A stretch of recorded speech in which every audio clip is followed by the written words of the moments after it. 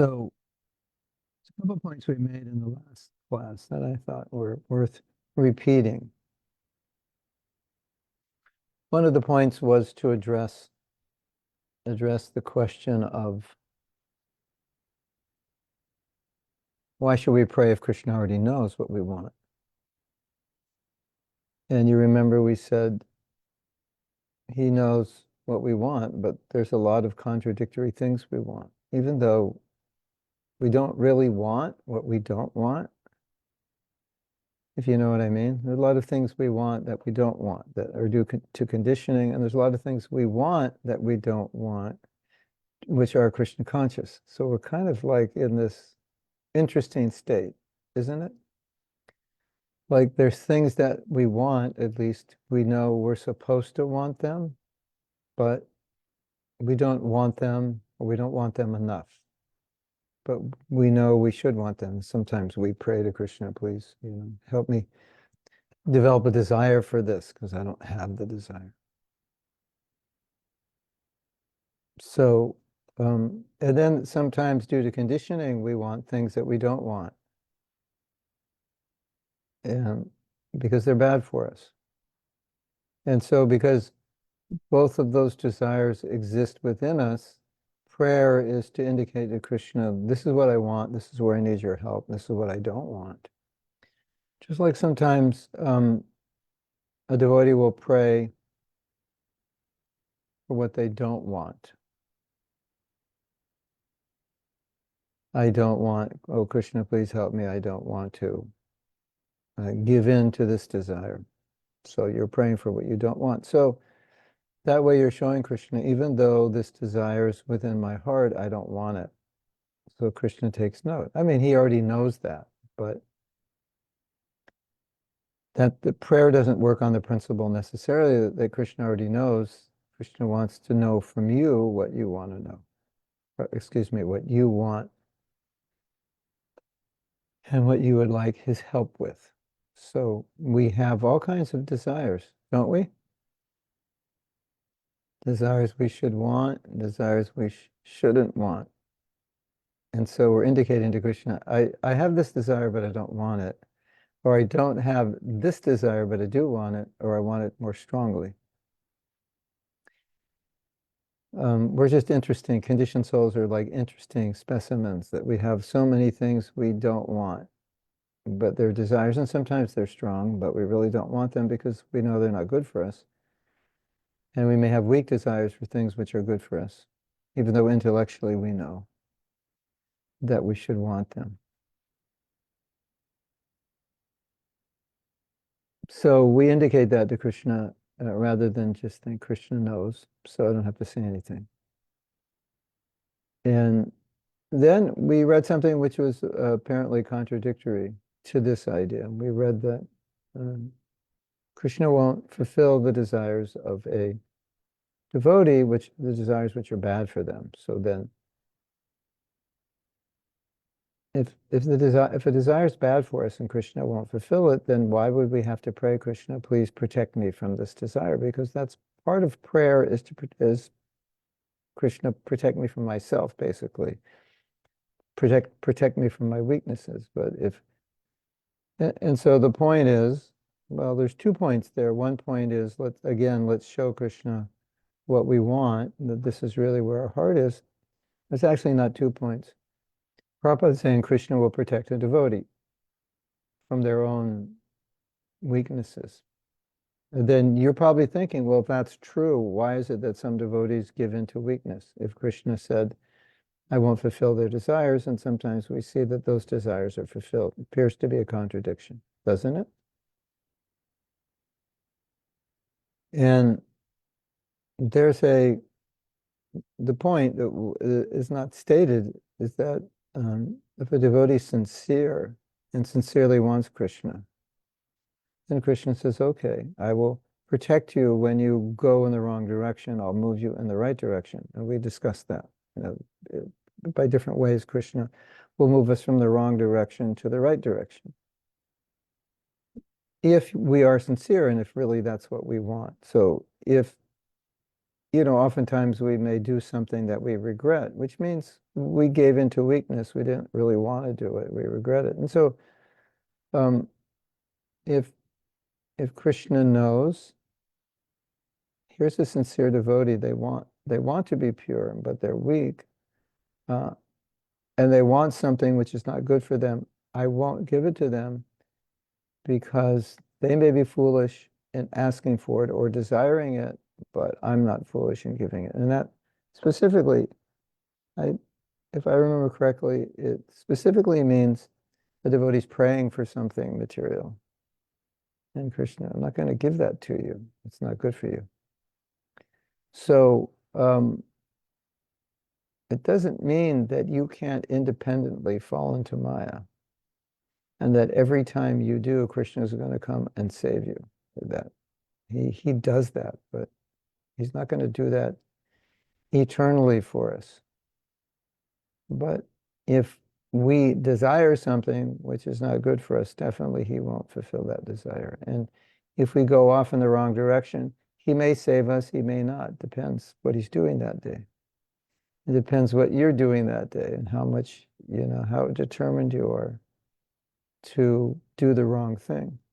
Because we always have independence. So this point was in reference to, specifically, I believe it's in reference to praying. Please give me this or give me that. And so Krishna says, no, I won't give you that. It's not good for you. Then we told the story of Kala Krishna Das, who was captured by gypsies when he was traveling with Mahaprabhu, and they were in two different places for a day.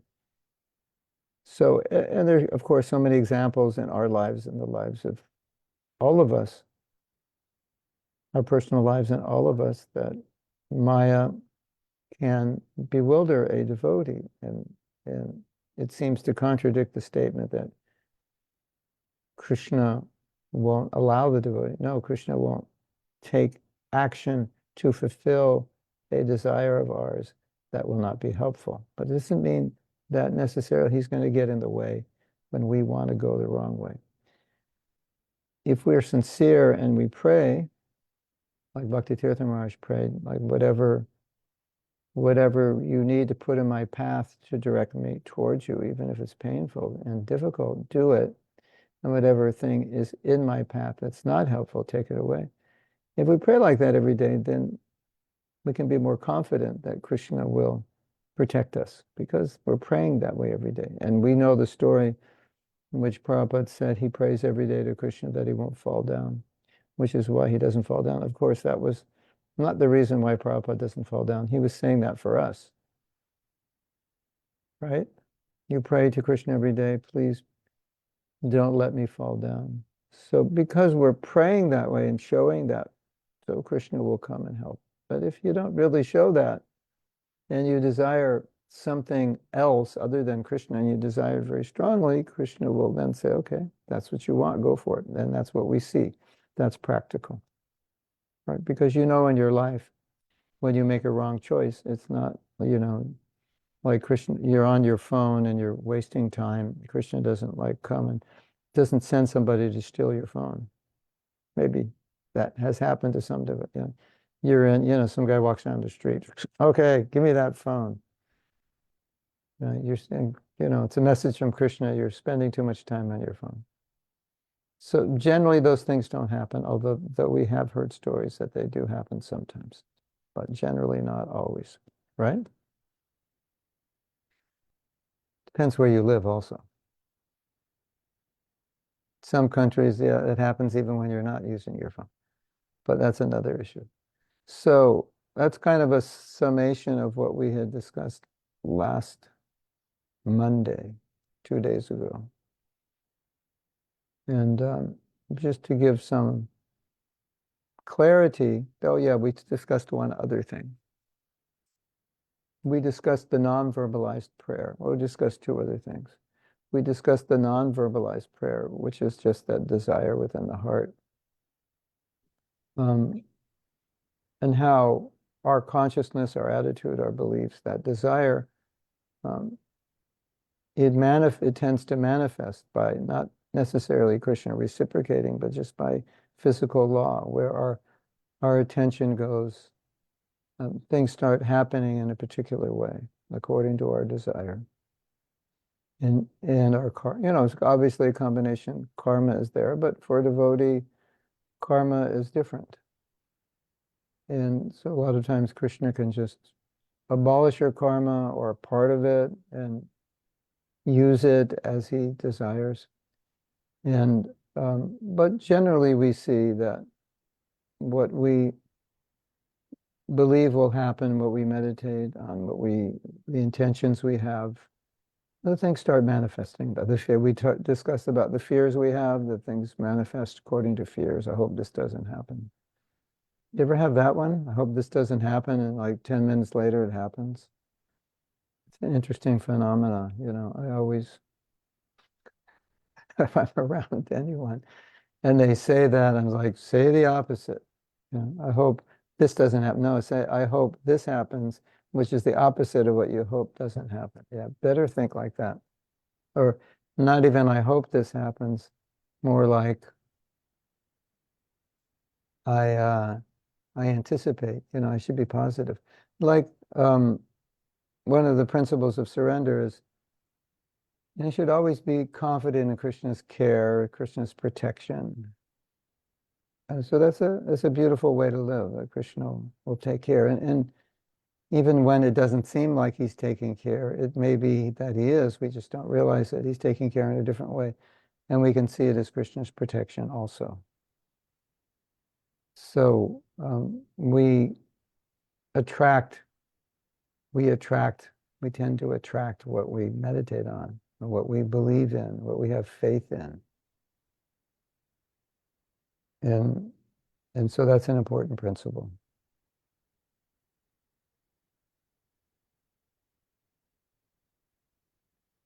And there's one other principle we didn't discuss, but I've discussed this before, and it relates to this principle of faith. I think this is extremely important. So let's go back to the example of fear. So I'm praying to Krishna, Krishna, I hope this doesn't happen. Please protect me from this, or please make this happen. But when you're asking for this, it's actually coming from a fear that something is going to happen. So you're praying out of fear. I think it's much better and more positive to pray out of faith than out of fear. Like, you pray for something with confidence that Krishna will give it when you're qualified to have it. As we gave the example a few classes ago of a cup. I think that was on Friday. Gave the example of a cup. You're asking Krishna through your prayers to help you in some way, which we gave the example is like filling up a cup. So you're asking him to fill a cup up. But is your cup big enough for the prayers you're asking? Or is it going to crack the cup? It's too big. So we have to be qualified. But so when we pray, it's very nice way to pray is pray with confidence that what you're praying for, Krishna will provide. Krishna, I have faith in you that if I want to be pure, I will gradually become pure. You will help me with that.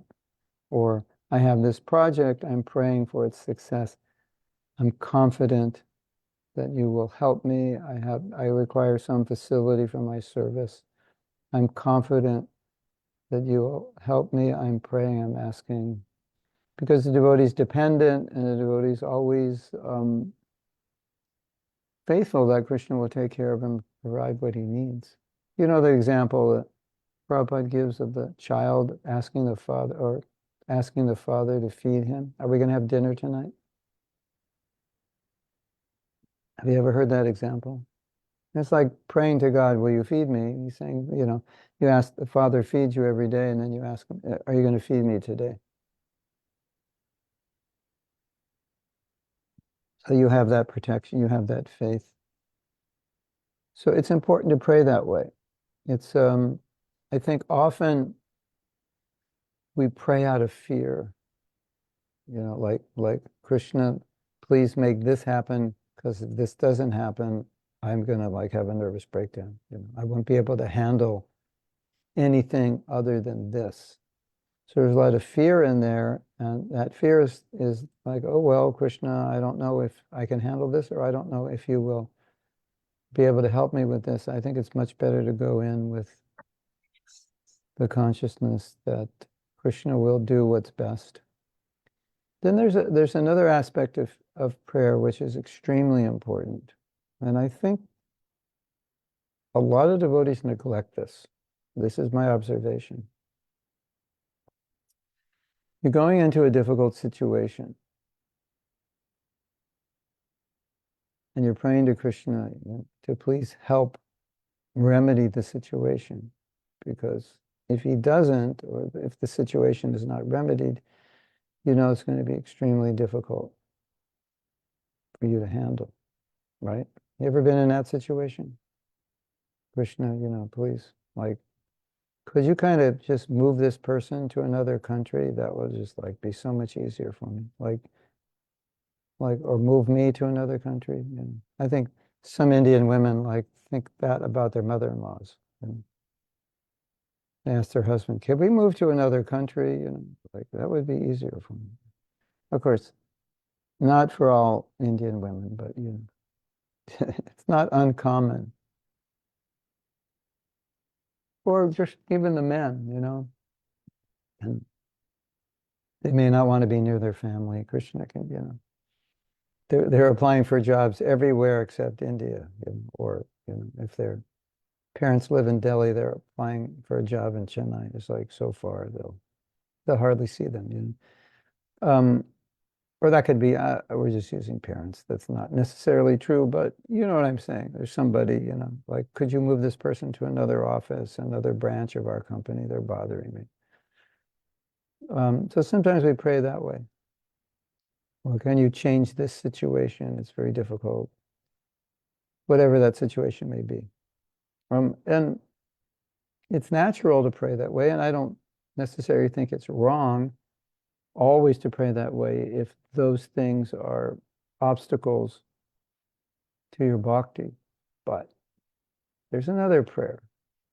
And the other prayer is, Krishna, please give me the strength to deal with this. And that prayer is the less common prayer, at least from what I've seen. The most common prayer is, Krishna, can you change this thing externally? And the least common prayer is, Krishna, can you change me internally so that I can deal with the external difficulty? And there's a Christian prayer, and it's something to the effect that my dear Lord, don't make things difficult for me. Don't make things easier for me, but just give me the strength to deal with the difficult things. I do not pray for tasks equivalent to my ability. I pray for the strength for the tasks that I don't have the ability, something like that. I think maybe there are two different prayers, but you get the idea, don't you? You get the idea, right? Yeah. So I think that's really important to pray for. Give me the ability to tolerate this difficulty. And because that way we can learn how to deal with difficulties, which we must do because there will be difficulties. Yeah. Sometimes people say devotees are negative because we talk about the negative things in the material world. But the fact is, the material world is the material world, so it's not a perfect place, and there are difficulties, and part of what we do is to evolve in Krishna consciousness is to learn how to deal with difficulties and not run away from them, and not succumb to them, not succumb to lamentation, or just become overwhelmed by the difficulties, which is not uncommon for devotees in immature states. And one of the things I'm seeing that is really not good is how when difficulties come, it can for many devotees it just throws them off. Like it throws off their sadhana, it throws off their service. It's just like they just got knocked out. let's use a boxing example. I know it's not a great example for women, as you probably don't stay up late at night watching boxing matches. Or maybe you do and I don't know it. But there are some boxers who are like kind of like made of iron. So they get punched and punched and punched and they're still standing. And the boxer is fighting them. It's like he's thinking, these are the punches that I knocked out like 50 other people in my last 50 fights. This person who nothing's happening. So I think it's a good example for us because life punches us, obviously. And the problem is always going to be when life punches us, is it going to throw off your Krishna consciousness? Do you want to like just give up your service or give up your sadhana and say, I can't do this, it's too difficult, I can't face it? That happens a lot, and it's very unfortunate.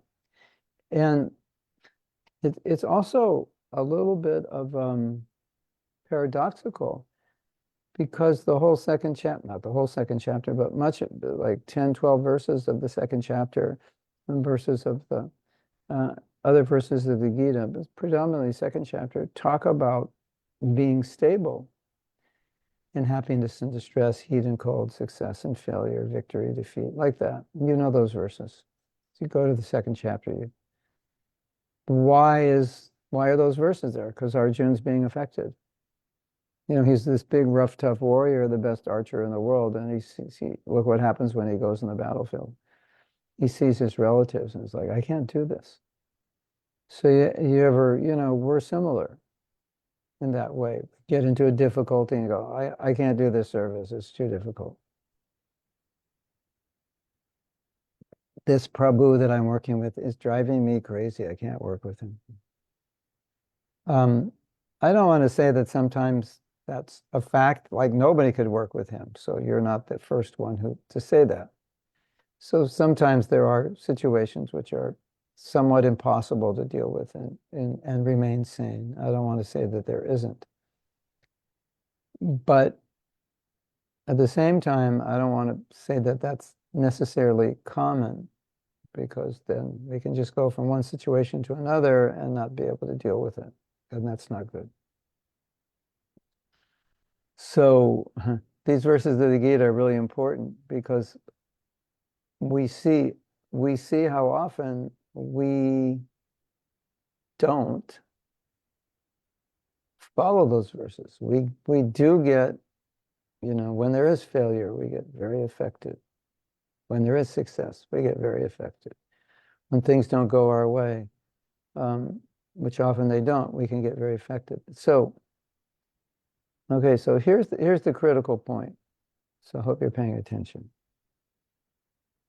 The really critical point is not that we get affected emotionally, although that's part of it. But I can't say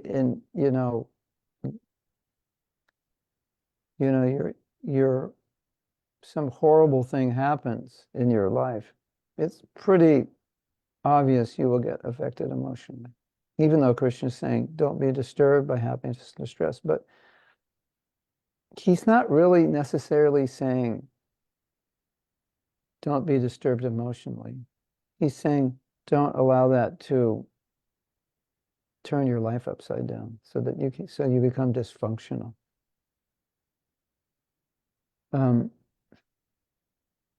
Because as we've told the story many times, when Arjuna's son died, he was emotionally affected. And Prabhupada acknowledged, he said, well, if your son dies, naturally, you're going to be distressed. You're going to lament. You're going to be affected in many ways. Now, Prabhupada didn't say, well, his son died, but we shouldn't lament. He didn't quote that verse. But he made the point that we shouldn't give up our responsibilities and our duties. We shouldn't succumb to those emotions. That's the difference. So I don't want you to think every time you feel some emotion, there's something wrong with you because you're not following Krishna in the Gita. Of course, if we're more advanced, we'll be more tolerant. We'll be more free from dualities, but specifically, we want to focus on stability in our actions, that despite the difficulties, Krishna is saying we should have enough stability to continue. So, because what does Arjuna, what does he have to do? He has to fight. So that's the focus. You don't be affected by happiness and distress. And what does Krishna say? Fight. It's all in relation to fighting, isn't it? It's not like he's saying, don't feel happiness and distress. Just don't be disturbed by it. Because it will be there, right? If you go somewhere nice and everything is nice, you feel nice. And if you go somewhere not nice and everything is not nice, you feel not nice. But does that mean in that place you don't feel nice? You stop chanting your rounds because you don't feel nice? Of course not.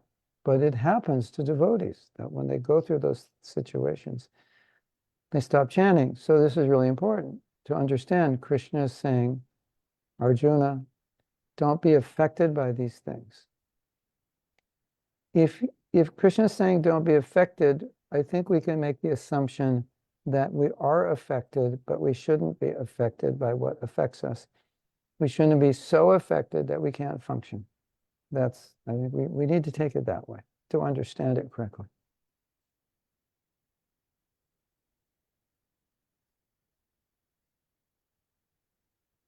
So we don't want to pray to Krishna, oh Krishna, please change this situation. It's better to pray to Krishna, help me learn what I need to learn from this situation, give me the strength to deal with this situation, give me the strength to understand the situation, give me the understanding maybe I'm doing something wrong, I'm thinking wrong, whatever it is. So that's a beautiful prayer, don't you think? Yeah. So that's important. And then I think many of us just miss that point. And then when things are difficult, we melt. We melt in a way that we become spiritually handicapped. Yeah, that's the word. We become handicapped spiritually. You know what that means, some difficulty and you can't perform your normal sadhana or your normal service. And I see this so many times. Now, this is not a criticism, it's an observation. People who have fairly serious emotional issues, this happens quite often. They have difficulty handling things. It can be due to past traumas, PTSD, whatever, it's understandable. And I'm not saying that there's something wrong with you if you've been through trauma and you have sometimes difficulties in dealing with certain situations. It's kind of normal if you've had traumatic experiences, and we've all had traumatic experiences. But at least this point should be our North Star, that no matter what difficulties you have in your particular ashram, in your particular service, in your particular country, whatever, somehow or other, our goal is to not give up our sadhana. Or really, you could say our goal is to take shelter of our sadhana, because when times are difficult, that's what we should do. At least theoretically, right? And so sometimes devotees think, well, giving up sadhana is the solution. I'm burned out, so I'll just stop devotional service. I don't like to chant. It's like just causing me stress to chant. I'll stop chanting. It's not really the solution. The solution is how we approach the service and the sadhana. The solution is how we process the difficulty that's happening to us. Sometimes we run away from a situation because it's difficult. And if we face it and figure out how to face it, then it would make us much stronger. And we would be stronger in that particular way for the rest of our life. Not just that we solve this problem, but that because we face this difficulty. You know how life is. If you solve a problem, then it's kind of like, okay, now I know how to solve that problem. I fixed this on my computer, and I can fix it on your computer also. I figured it out. So it's something like that, that I faced this problem. I understood how to deal with it. I dealt with it, and I'm stronger for it. And now my whole life, if that problem or a similar problem comes, I know how to deal with it. It's kind of like, weightlifting. You're just stronger now. I have that experience in dealing with difficult situations, that once you go through with them without running away, but you face them and deal with them responsibly, you become stronger. The next difficulty becomes easier because you've done, that's the way life is. As you conquer this problem or that problem, then similar problems of the same intensity. It's like, well, okay, I can deal with that because I dealt with this. But if you run away from it and, blame or whatever you do to avoid it, then you've lost the opportunity to learn how to go through a difficulty, at the same time not give up your Krishna consciousness. Or what I would say, what we really want to do is take shelter more of Krishna in that situation. That's when we need it more. But just the point again is stability, steadiness when it's difficult. Strength, pray to Krishna for strength, for stability. Krishna, guide me, help me in the situation which is so difficult, how to be steady. And then I'll learn to be steady. What do you think? Yes, no, maybe. Too much to ask? I think we can definitely say that it's much more difficult not to do that, even though that might be difficult sometimes. You're going through a difficulty, but the difficulty is difficult. And so if you can, remain somewhat stable in your sadhana and service, it will help you go through that difficulty with more stability, obviously. So that may be harder, but it's easier. As everything in life, which is harder, is always easier, even though that doesn't make sense. It's harder to do, but once you do it, your life becomes easier. Right?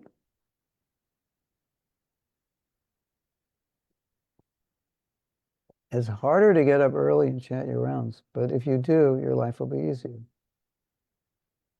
It's maybe hard to steadily study every day, but if you do, your life will be easier.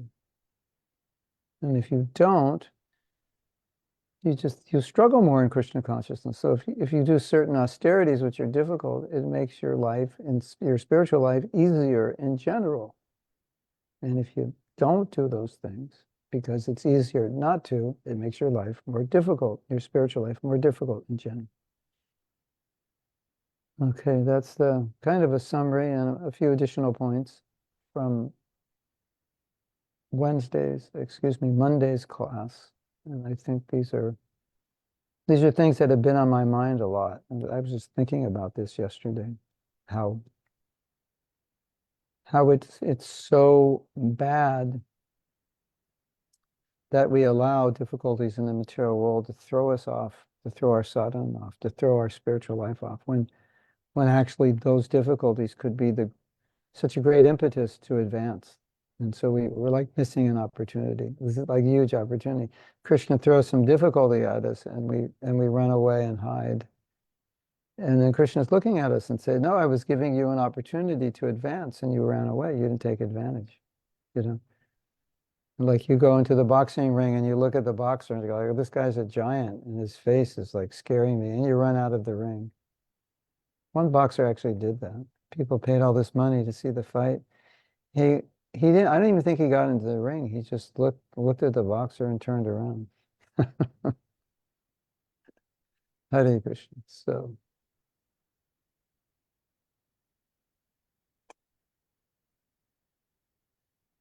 don't do that.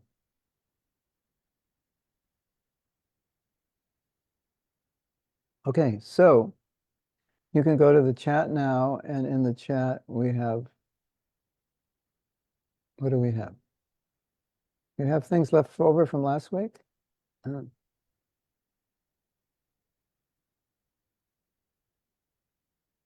Scarlett is doing a monobrat speech fasting. I'm fasting today from speech. I'm also fasting. I just speak about Krishna. That's also fasting.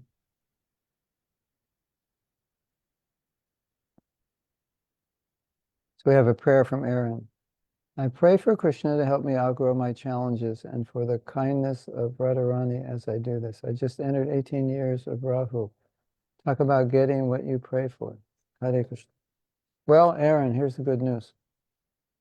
During my Rahu period, I lived in Vrindavan. It was one of the best highlight. It was one of the highlights of my life. I lived there for 67, 66, like 3 years, 3.5 years, something like that. Wow, was that ever amazing? And that was during Rahu.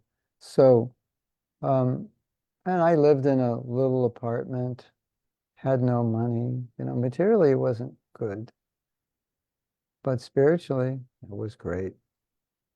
So, and sometimes, when it's materially not good, that's good spiritually, because the opposite could, once you get everything you want, then you don't need Krishna anymore. Krishna, I needed you because I didn't have anything I wanted. So it's like you, the only thing I had. Now I got a BMW, a mansion, successful. I'm a CEO of Google in London, etc. Guess I don't need you anymore. So if that happens, yeah, that's Rahu messing you over. Um, but you know the story. Someone was upset with Mahaprabhu. I forget why he was upset. I can't remember. And this person was so mad he cursed Mahaprabhu. I guess he was a Brahmin. He cursed that you'll never have material opulence, happy family. You know that story. He cursed him. And Mahaprabhu said, thank you. It's like, because those are all, he cursed him not to have all the things which actually are bad that could be, not necessarily are, but could be detrimental to spiritual life. So Mahaprabhu was very happy. Thank you for that. Because he was a sannyasi, and it's like he shouldn't have those things. You'll never have a beautiful wife. Well, he's already a sannyasi, so that's good. And you can curse any sannyasi you want. You'll never get married. Ah, what a blessing. You'll never have material opulence. What a blessing. You'll be renounced. You'll never have sense gratification. Wow, what a blessing. And so what may be uh, materially bad could be very good spiritually. Generally it is. So yeah. I had a, I lived during that Rahu period, we lived very simply. We, barely had any money. We had a old car, a small apartment. Um, we lived half the time in the US, but we lived in Vrindavan. We didn't care. It was like, it didn't matter. Everything is opulent in Vrindavan in a different way. So, now here's another thing, Aaron. Don't do this. You're like, wouldn't this be interesting, Aaron? It's like, you're like, oh, I'm in Rahu, everything's going bad, so you're like expecting everything to go bad, and all these things go bad, and you go back to your astrologer and they go, yeah, it's Rahu, everything's going bad, and he goes, oh, I made a mistake, actually. It's not now, it's another time. So that could happen also, right? Which is why astrology is interesting, because you'll expect everything bad. But you're a devotee. So, two of the principles of surrender is that Krishna is my protector and Krishna is my maintainer. So, well, now I'm in Rahu. Is Krishna still my maintainer and protector, or does that change during Rahu? Oh yeah, Krishna goes on vacation for you during Rahu, I guess. He'll come back in 18 years. No, it's not like that. So it's important. I'm just taking your comments because there must be a relationship too. And then we'll get back to the quote of today. So Radha Niranjan.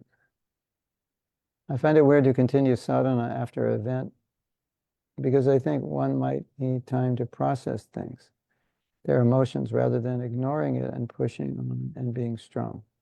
Can you expand on that, please? Feeling emotions, but not letting the emotions affect you. Well, the first half is 50% true. Yeah, you should process the emotions.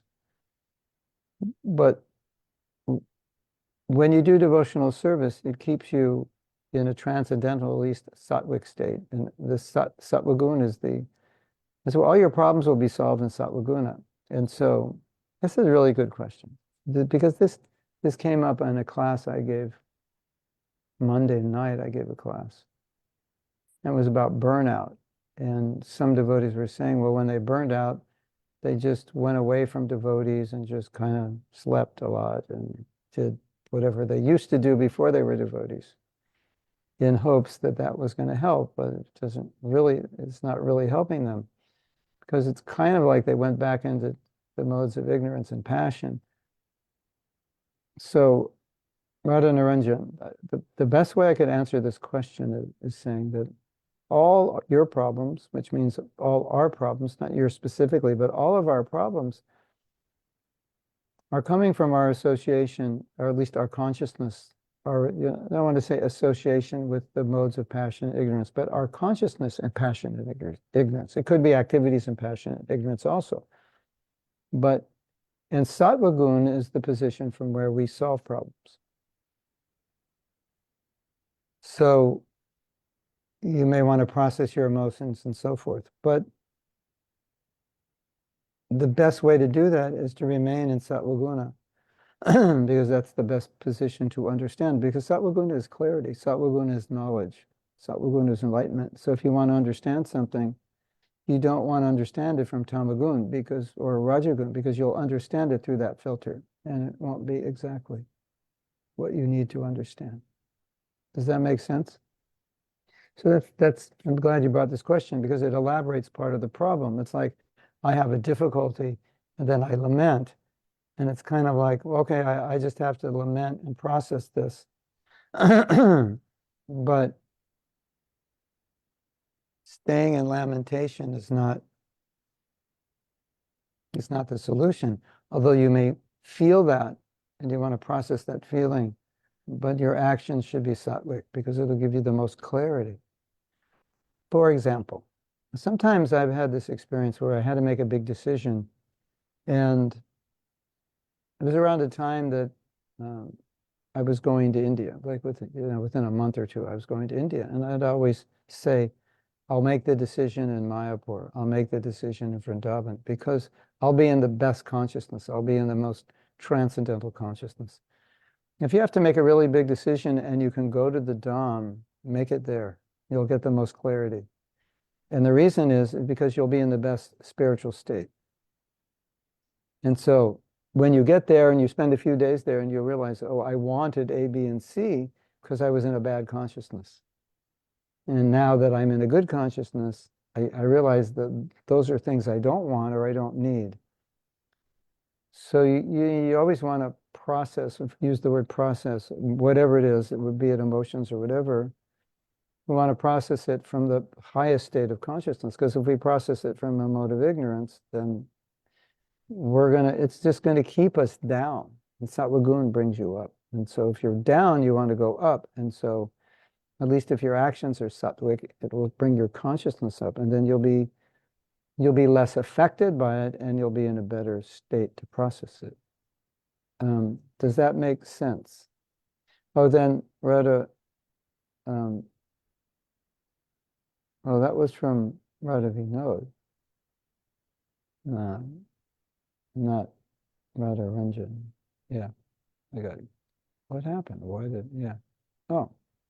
And then the second part of her question, feeling emotions but not letting them affect you. Like, for example, someone says something to you, Radha Vinod, and it upsets you. So you could scream, you could punch, you could run away, do a variety of things. Or you could sit with that feeling of anger and you could tell the person, you know, what you said has made me very angry and it's upsetting, and I don't appreciate it. And inside, you feel like punching or running or screaming or whatever. But you're practicing actions of sattva gun, you're practicing Krishna conscious actions, even though you're feeling something different. I mean, look at it, I think maybe the simplest way to describe this. What if everyone in the world just said or did exactly what they felt at every moment of their life? The world's bad enough already, and we're controlling that. Could you imagine? We could do a movie like this, like emotions running amok. Nobody's nobody's controlling themselves. Just everything you feel, you just and you know, right? You know, we all know that sometimes we say things and then like after we say them, whoops, I wish I didn't say had I wish I hadn't said that, you know, and then you try to tell the person, I'm sorry. And they say, I'm sorry I said that. And they say, well, it's kind of too late now because that was just an arrow in my heart. And I feel like devastated by what you said. So I appreciate your apology, but the arrow's still in my heart. So like, could you just like leave right now? I don't want to see you or whatever it is. So, and I've spoken about this in other classes, which is now that you bring it up, we'll speak about it again for those of you who haven't heard it or don't remember it or just will be able to talk about it again. When we talk about sense control, when we talk about detachment, we tend to focus on detachment from the objects of the senses. Like you should control your tongue, you should control what you look at, what you hear, right? We should be somewhat detached from things which are not healthy for us spiritually.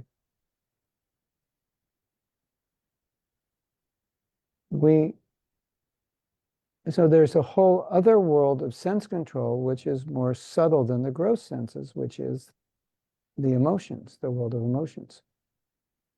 So look at it this way. Should you control your gross senses and not control the subtle, the emotions? That doesn't make sense, does it?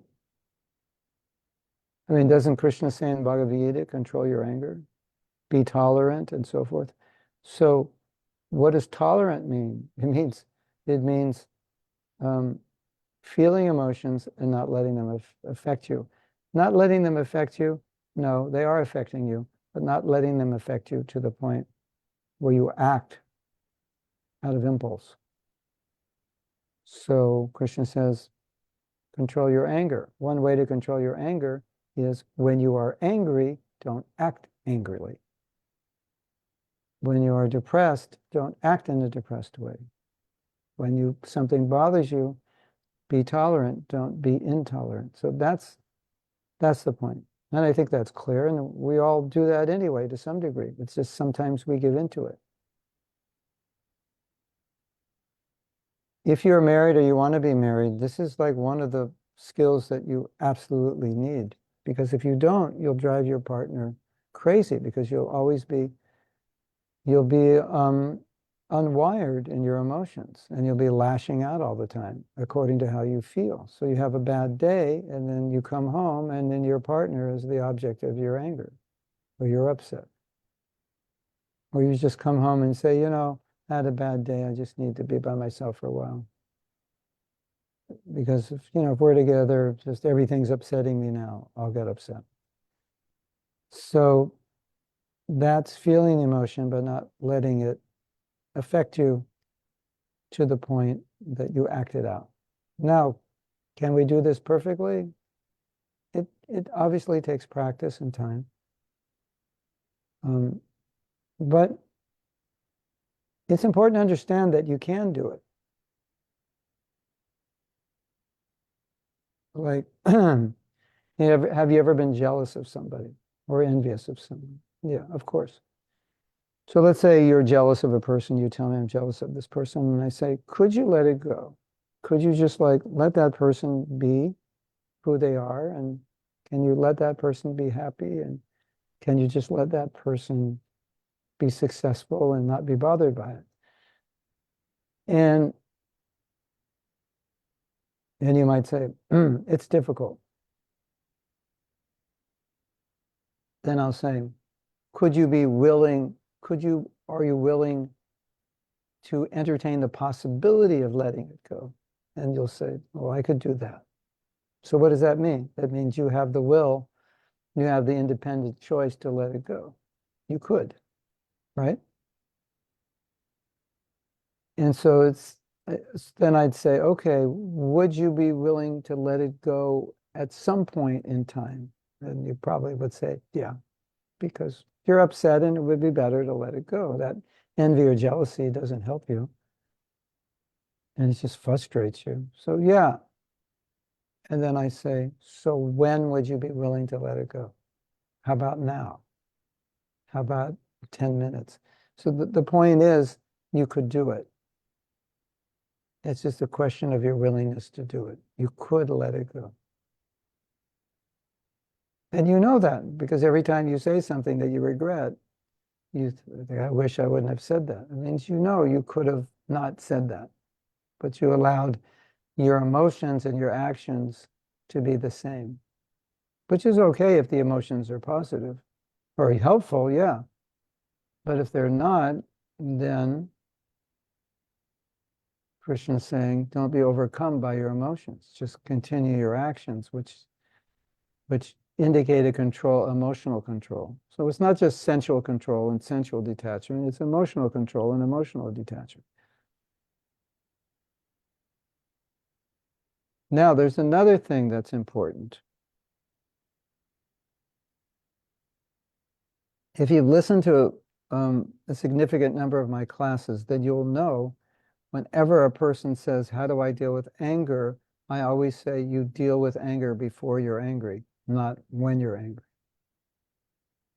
Because once you're angry, it's much more difficult to deal with it than before you're angry. And so part of emotional control, I think the most effective way of emotional control, or the easiest as well, is to process those emotions when you're not in those emotions. It's like, okay, I get angry in these situations, A, B, and C. Okay, why? Why do I get angry? Well, because I expect people to be a certain way. Okay, so then it's my expectations of people. That's what's causing my anger. I have like I expect everyone to do things like I do them. And how do you do them? Well, I am obsessive about cleanliness. I'm excessive about order. I'm obsessive about being on time. Okay, do you expect everyone in the world is going to be as obsessive as you about those things?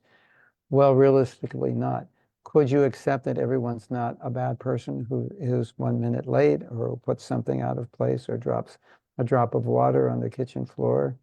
They're not like, you know, bad people and they don't need to be chastised. Yeah. So by adjusting certain things, the way you see things and certain things about yourself, you're like, yeah, I guess I am obsessive. And, you know, it would be bad if everyone in the world were obsessive as I, we'd all be fighting. So now all of a sudden, the same thing doesn't upset you anymore. It upset you a minute ago, but now by looking at things differently, it doesn't upset you. So you can apply that to envy, jealousy, lust, anger, greed, whatever it is, you can apply it to that. Whatever emotion that seems to be out of control. You at least could try to understand why, what are the triggers in you, and how you could see things differently. One big thing for all of us, biggest challenge probably, is to accept people as they are. This is how they are. And we were, I don't know if you were in what class it was, but somebody, I think it was the disciples meeting. Yeah, it was the disciples meeting, and you know, somebody was asking, how do you deal with difficult people? And I was saying that a lot of people, if not all people, who are very difficult to deal with are not difficult to deal with because they're bad people, or they're trying to upset you, or there's something like they're motivated like they could, in many cases, what I'm trying to say is they can't be any better. It's just the way they are. And if someone has suffered in their life, especially as children, now they get easily upset, or things um, things that don't bother people, ordinary people, bother them. They have difficulty in some area of their life. It's it's if we just understand they're not bad people. It's just they've been through bad things, and this is how they've come out. It's like a person coming back from a war.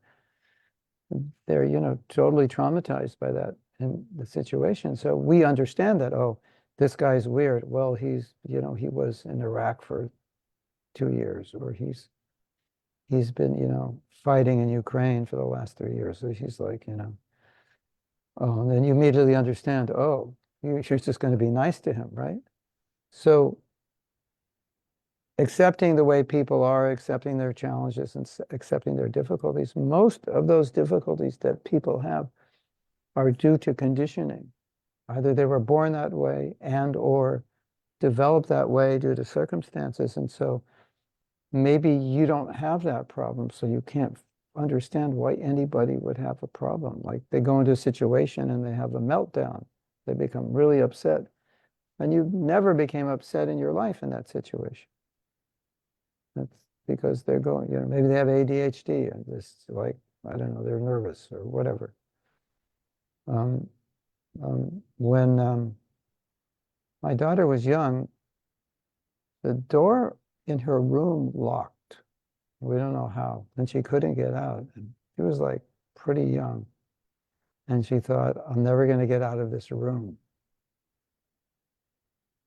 So I think we got a knife and just put the knife in the lock, and in the house, if you have a lock.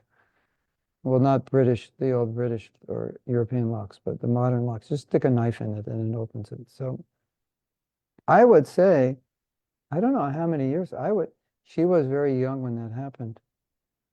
And every time we were out in public and she had to use the restroom, she said, I can't close the door because I'm afraid I won't get out. And we say, no, no, no,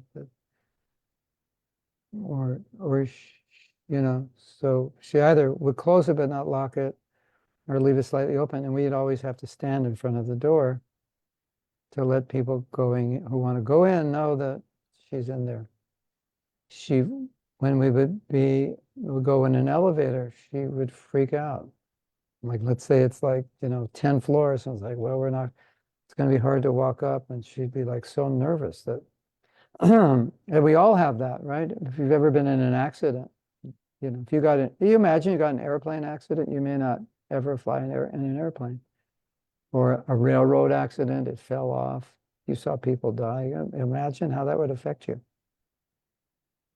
You would just see a train, and you would, like, who knows what would happen to you just seeing the train. You'd see these dead people in your mind and so forth, right? And like, what's wrong with you? What's wrong with you, Priyanka? It's just a train. Like, oh no, it's not just a train. I have these visions of dead people. I was on a train that was derailed. So with many people, their lives were like derailed trains, and they're like really difficult. So when we see them acting in difficult ways that would normally like upset us, maybe we could understand, well, they've probably gone through difficulty, and maybe compassion is a better emotion than anger. And so by, being in a sober mood, when you're not angry, you can process this. And then when you go out in the world and people do disturbing things, it's like, well, somebody's honking at you, someone's yelling at you, and it's like, he's probably late for an appointment, he's just stressed, or he probably had a difficult mother, or whatever, or his wife just yelled at him. You don't know, right?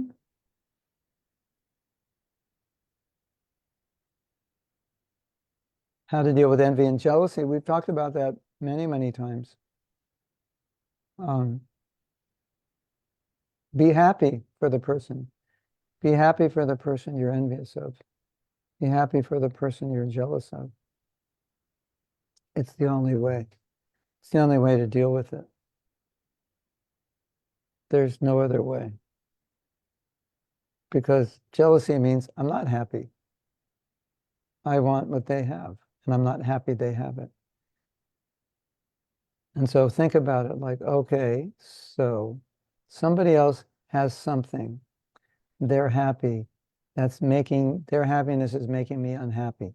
Is there something wrong with me, or is there something wrong with them?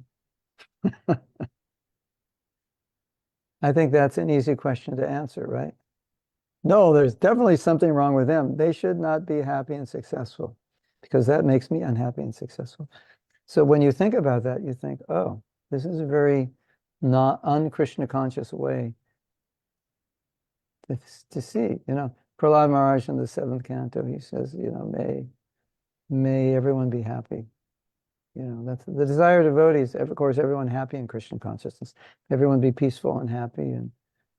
And if I am satisfied in my heart, if I'm satisfied with my service, if I'm satisfied with my life, with my Krishna consciousness, why would I be envious of anyone? That envy may be stemming from a disgust with myself and a disgust with my life, isn't it? You see some, Anna, you ever see a YouTube video and someone like has like 10 zillion hits on their song, and when they sing, they sound like they're from another planet, and you're like, damn, I can't sing like that, right? You ever have that? It's like you see them, it's like no one's supposed to sing that well. Nobody's supposed to have a voice like that. They probably sang like that when they were 2 years old, right? So, and I'll never sing that way. You'll never sing that way. It's just we don't have that voice. We can take a million singing lessons and we'll never sing like that. It's just like when they sing, everybody's like, ah, and they all like fall over and faint, right? And cry. And of course, that person is going to be asked to sing songs for every big movie that's ever made because they have this voice. And we're just at home trying to sing and we're like, yeah, it's okay. And we have to just acknowledge, okay, that's my karma. It's just what Krishna gave me, but it doesn't mean I have to be unhappy because I can sing. That's nice. I can do kirtan. I'm not, when I do kirtan, I think, well, I'm so fortunate I can sing for the deities. That's better than singing on one of those Britain or America Has Talent shows, for an audience. So you're just trying to entertain for their own sensual pleasure. I can sing for the deities. I'm better off. So you can appreciate what you have, right? And okay, this is my karma, I'm not going to be rich in this life. I've tried, it's not working. So okay, accept it. So acceptance is not always easy, but it's extremely important, and it's what Krishna consciousness means, right? And so if I'm accepting, and then I can appreciate, well, I can sing, I can play an instrument. It's okay. I have so many good things in my life. It's okay. I don't need to be jealous of somebody else. If Krishna wants me to be famous, I will be. If he doesn't, I won't be. It's okay either way. So if we approach it that way, then we may not become envious of anyone, right? It's like, I'm okay. And that's Atmarama, self-satisfied. It's a spiritual principle. So the point I'm making, I don't have to go through every emotion, but the point I'm making is when you're trying to get some ability to deal with your emotions, the best time to deal with it is when you're not having them. So you can understand what are the triggers and then heal those triggers. Like for example, a lot of times people will write me and say, somebody was criticizing me and it just destroyed me. And often I'll say, okay, forget the person. They can just evaporate. Don't worry about them. Just worry about you. Like why did that destroy you? Because you want to understand, why is that person so mean? Or why do they have to say that? That doesn't help you. What helps you is understand why what they said triggered me. What did they trigger in me? Maybe they triggered my own envy, my own my own disappointment in myself. Maybe that's possible. Maybe they triggered my own feelings of betrayal because they said, I don't like you and I don't want to see you again. It's like, oh, or whatever they trigger, it's like, oh, that's an issue that I have. That's why I'm triggered, right? And so let me focus on that issue rather than focus on why they said it. Have you ever focused on why do they have to say that? What's wrong with them? And that doesn't help anything other than it just upsets you. That's all, right? And if you focus on, okay, why did I react that way? That was like a big reaction. Why did this person saying this to me trigger me? And it's because I wanted to control the situation I couldn't control, perhaps. Uh, um, I lacked maybe self-love and I needed love from them. They didn't give it. So I reacted, became angry. Like, why am I reacting that way? That's a much better way to look at my own weaknesses, and then I can heal them.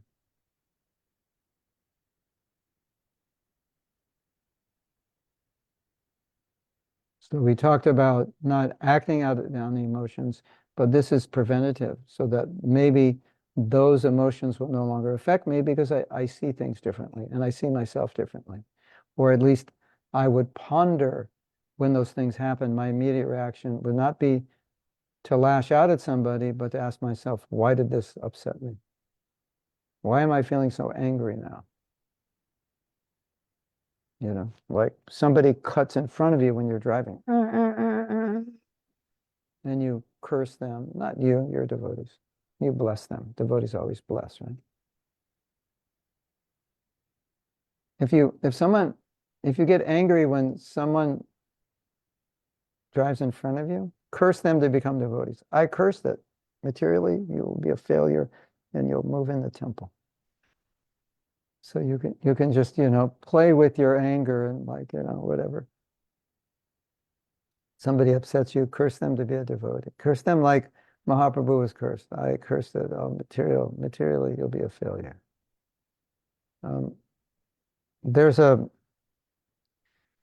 There's an exercise. It's difficult. There's an exercise we do in the forgiveness workshop where the person who hurt you, you pray for them. Because that's the most contrary thing you could do to neutralize your emotion is to pray for the person who's upsetting you. Because you didn't really want, you would be happy, if someone's really upsetting you, just be honest and admit it. You'd kind of be happy if things didn't go well for them. Yes, maybe, possibly, could be, yeah. Yeah. That's the demoniac side within us. Like, somebody like really has made your life difficult, and you hear like, oh, they just broke their leg in a motorcycle accident. And you might think, yeah, well, they deserve that. We shouldn't feel that way, but we might. And so, but let's say as conditioned souls, there's a tendency to be happy with someone who's hurt us suffers. Let's start there. To what degree that's true for you, I can't say, if at all, but say that for the conditioned tendency is there. And so to pray for that person's well-being is counterintuitive to the conditioned state. And so that's why it's powerful to do that. So if someone's upsetting you, you can pray for them. That's a way. It's a way to approach the world. And so there are better ways to approach the world, which would then have more regulation on our emotions. We all want to control, and so if we're willing to let go of some control, it makes life easier, especially in situations we can't control. You've had an argument with someone and they want to control you and you want to control them. How did that argument go? On the scale of 1 to 10, with 10 being horrible and 1 being fantastic, I'm sure it was at 11, right? It was beyond horrible, right? Because we're both trying to control something we can't control and we shouldn't be controlling. Whereas if we express our concern without the need to control, you say, like this is upsetting to me. It's my problem, but when you do this, it upsets me. Can we talk about it? That's different. But if we want to control one another, it goes nowhere fast. Okay. Now we can finally read. Isn't that amazing? No, we can't. We have Samira. We have more. I don't know. Are we ever going to get through it all? I've triggered something in all of you. Yeah. Once when I went through a difficult situation, I got angry with the Lord and told him that I don't understand why I have to suffer. I was so overwhelmed, but at the same time I took shelter, prayed a lot and chanted. Looking back, that really saved me. Yeah. So what I would say, Samira, in that situation, you can look back, maybe you've already done this. Why did I get angry with Krishna? Like, I need to be able to see that everything that happens is Krishna's mercy and it has some beneficial effect, which I'm sure you realized later. Did you realize that later? It would be better, yeah. Wouldn't it have been better to realize it when it happened? Like everything is Krishna's mercy, I'm his devotee, so there must be something good in this. I just don't understand what it is. It's upsetting, it's difficult. Krishna, I don't, or maybe that's what you did. I can't tell from reading them. I don't understand why. Yeah, okay, that's all right. No, I think you did I think you did what I'm telling you to do. I think you already did it, more or less, right? I don't understand why, but I know everything is your mercy. At least that's the proper way to deal with it, right? So yeah, it's overwhelming, but if you accept it as his mercy and you know everything is going for the best and it's a test of my strength or whatever, then even though it's difficult, it's doable. You'll be able to deal with it. Kamalochan says, how important it is to remain conscious always of sadhana, to be an eternal activity distinct from material action and reaction. I'm not sure what you mean by that.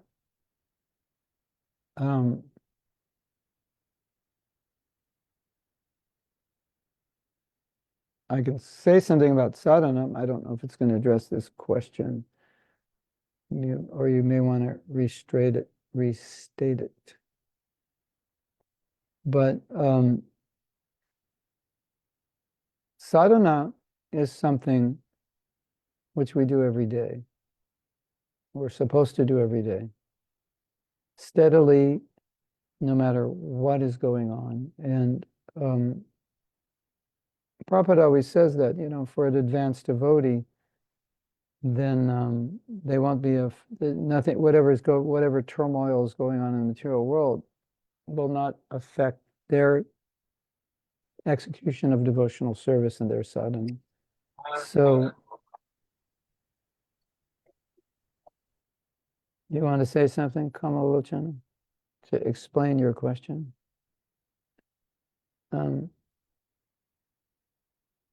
Oh yeah, so I think he's asking has sadhana has nothing to do with karma, but all bhakti has nothing to do with karma. Karma is only accrued due to material activity. So yeah, bhakti is transcendental. So all your service and your sadhana is beyond karmic reaction. Yes, Gurudev, thank you. You're welcome. So Radhavinoda is saying, when I feel sad, I listen to sad songs to feel better. Oh, Radhavinoda Niranjan. Oh, it's my full name. Didn't recognize me. So sweet. Oh yeah. Okay. Yeah.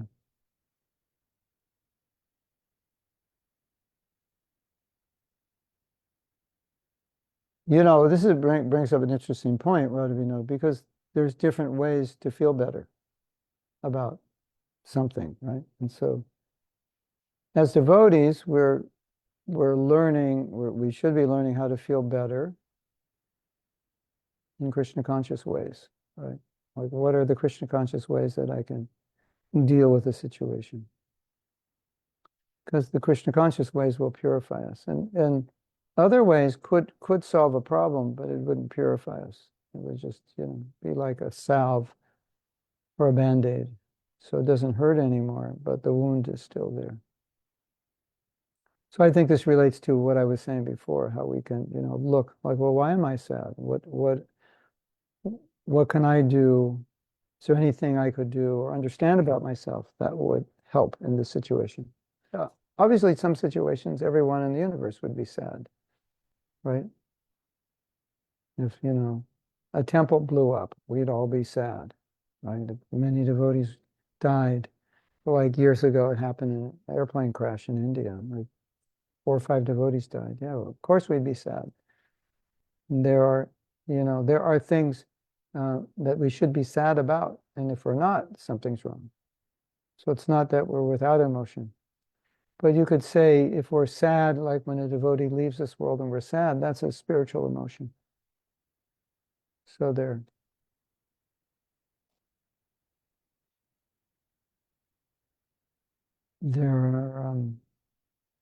those are good emotions. And a lot of these songs, a lot of these popular songs that sing about love are very applicable to the relationship between guru and disciple, or between Krishna and the devotee.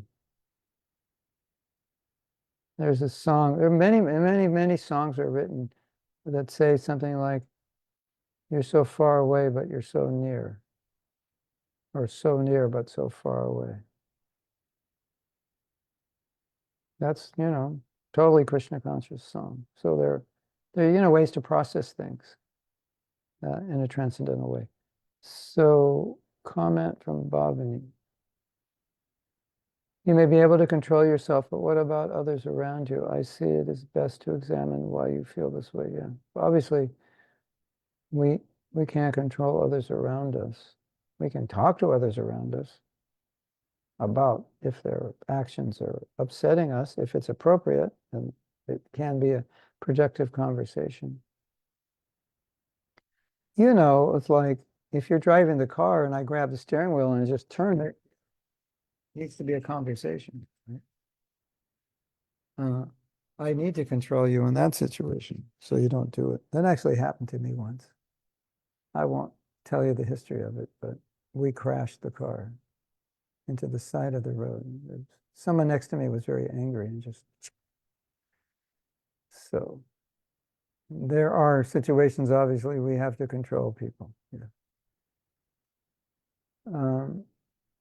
Gaurav prays the question, what if loving the person who is doing wrong to you is to put healthy limits? Yeah. Example, they need the mercy of limits. Probably parents did not put the limits when someone was a child or I was a child. Yeah, of course.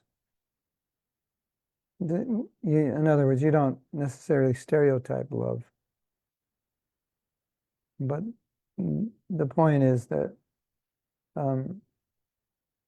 yeah, I love you so much I never want to see you again because I'm not good for you. That would be an example. I love you so much I won't let you do this. And Henrik is saying, I've been practicing to pray for people in situations when, for example, I want to find fault. Similarly, when you say, dear Gurudev, to pray to people with their feelings, but still I feel there is something wrong. Like I'm just trying to protect myself or something. Like in these situations, I feel like feeding my ego or... Yeah. Well, feeding your ego, well, protecting yourself and feeding your ego are two different things. Feeding your ego would mean feeding your pride. Protecting yourself is not bad. And it's like, okay, I shouldn't feel this way, but I do, therefore I'm going to pray to this person because it will help me overcome my feelings. But that's good for your spiritual life, and you need to do that. And so maybe someday you won't feel bad about that person, you won't have to pray. because you'll always be positive. But until then, as a conditioned soul practicing sadhana, if you can do anything to neutralize ill feelings towards another person, you should do that. If you become proud that you did it, that's false ego. So whenever you say ego, it just means becoming proud about doing something. But anything you do that's helpful for your spiritual life, you should do. And so, these suggestions like you're saying here, I'm praying because not that I really care about the person, but I'm just doing it to purify myself. Well, that's better than being angry, isn't it? And maybe by praying, someday you will actually feel like praying for them. That's the idea. Okay, now we can read the verse. Or if you go back up in the chat. Krishna won't give opulence if it will cause forgetfulness of him.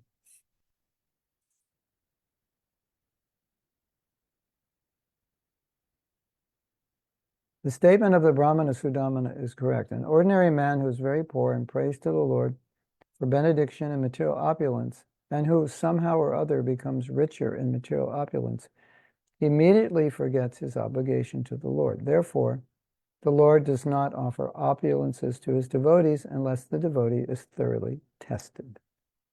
Rather, if a neophyte devotee serves the Lord very sincerely, and at the same time wants material opulence, the Lord keeps him from obtaining it. So the point is that Krishna knows what is good for us. Krishna knows what we can't handle, what would be bad for us. And even though, as we said earlier, you want something and you're wondering why Krishna's not giving it, because Krishna's saying to you, it would not be good for you. You wouldn't be able to handle it. You would become proud or deviated in some way, or materially attached. So, have you ever wanted something and you didn't get, and in retrospect you were happy and you realized, yeah, it was a good thing I didn't get it because probably it would have been bad for me? And maybe at that point you were like upset with Krishna for not giving it to you. But now you realize, oh, there was a reason behind that. So there also may be other reasons, like you did nothing to get it, and you blame Krishna for not giving it to you. So that happens also. Yeah, Krishna, why didn't you give me good grades? And Krishna said, well, why didn't you study? It's not like Krishna's going to, switch, the laws of nature. Krishna, when I fell asleep, in the car and I crashed into a telephone pole, why did you smash the car? Why didn't you just why didn't you make the car just fly over it? And Krishna says, well, if you fall asleep while you're driving, you're going to get in an accident. There's nothing I can do about it. Sorry. So we live in a physical world, and so there are physical realities. And so sometimes it's not Krishna that's making it not happen. It's just us. We're doing the wrong thing, therefore it's not happening. And we're saying, Krishna, why? Why am I so poor? And Krishna's saying, maybe because you don't work. Just saying, we have this little saying in English, American English. If you state the obvious, like something that's so obvious, you finish the sentence by saying, just saying. It's like kind of a sarcastic way to end the sentence. Oh God, why I'm so poor? And Krishna says, probably because you don't work. Just saying. Like, obviously, Or like, it's a way of saying, duh. Probably because you don't work. Duh. So have you ever done something like that with Krishna? Like you don't understand why he's not giving you something? Krishna, why am I so fat? Maybe because you eat a lot of chips and sit on the couch all day. Just saying. It's like, I'm going to blame Krishna for making me fat. So, you don't want to take it to that extreme.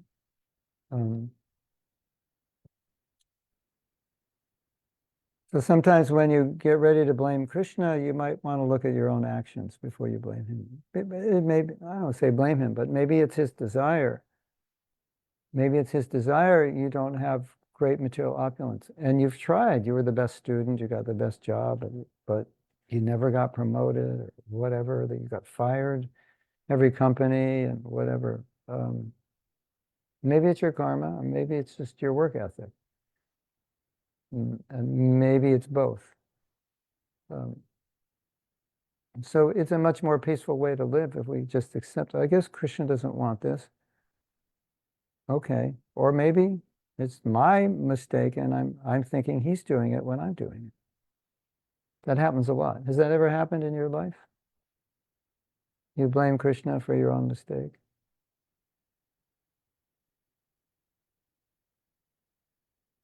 Yeah, that's really being irresponsible, isn't it? Don't you think? Yeah. Okay. So,